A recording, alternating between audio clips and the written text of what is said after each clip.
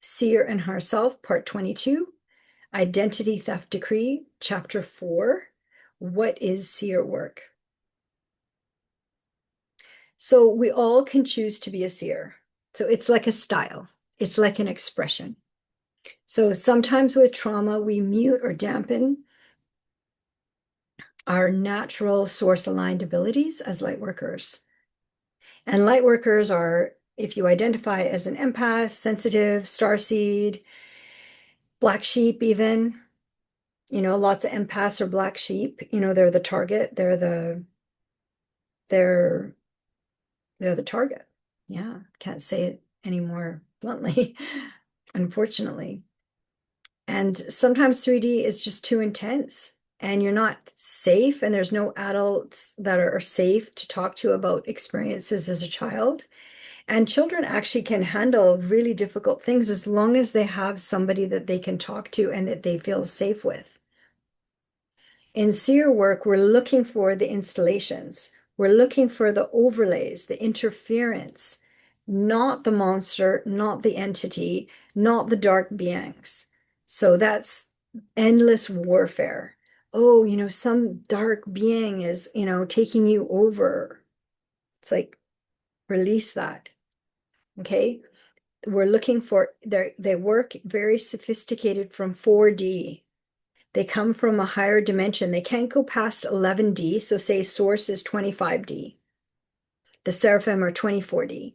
They can't go past 11D, but they've gotten so far away because of their own free will choices. They've gotten so far away from source that they actually brag and call themselves the 1%ers.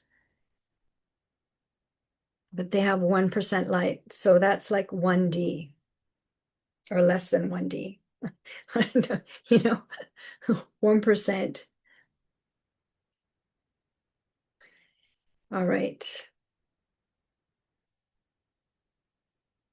So the installations are the mechanisms of interference, and this is the paradigm shift. This is what is shifting now in 2026 as people are awakening their consciousness, anchoring into New Earth, into 5D. It's a frequency. We're still in 3D bodies, right? We don't leave our 3D bodies, but we are at a state of presence or a state of being. And seer work is directly connected to source, no intermediaries. There's no channeling. I don't go out of my body to get information. The information comes in through source into my body and then connecting with my higher self. And guidance arises in conscious presence, with your higher self, only source aligned, with the highest consciousness of unconditional love. And seer work is regulated in clarity. And so it's the most stable. It's like an orientation and an integration, and then a releasing of what is not for your highest and greatest good.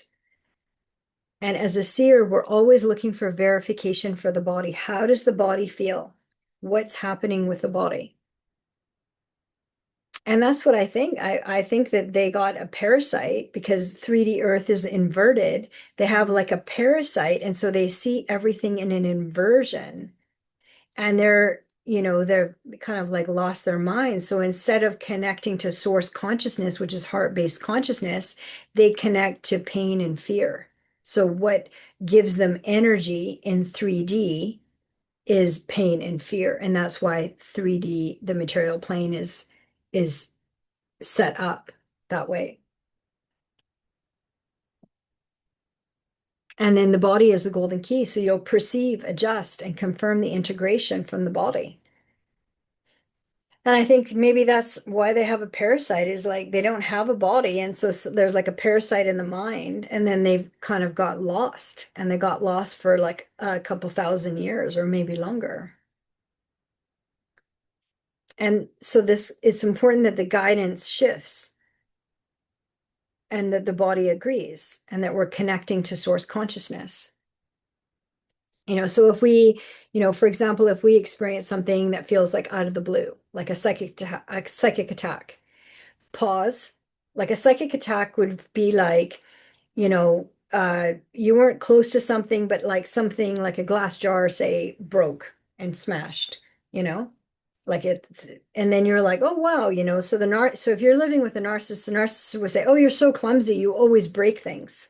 But if you're an energy worker and a seer, you always ask, who was that? Who was that? Is it true that I'm clumsy, or who shattered that glass?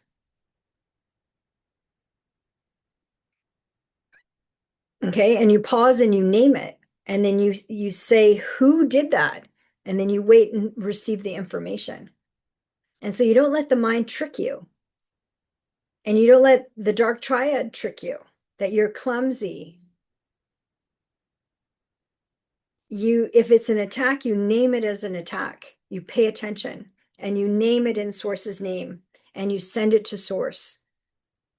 And you say, I do not consent to these type of experiences. I send this attack to source, and I ask for compensation from source. So as a seer, you're perceiving current situations and you're sensing the clearest path forward, and you're always checking in the body and the nervous system. Okay. And then we're going to document it in the identity theft decree. So seer work is precise because it is embodied.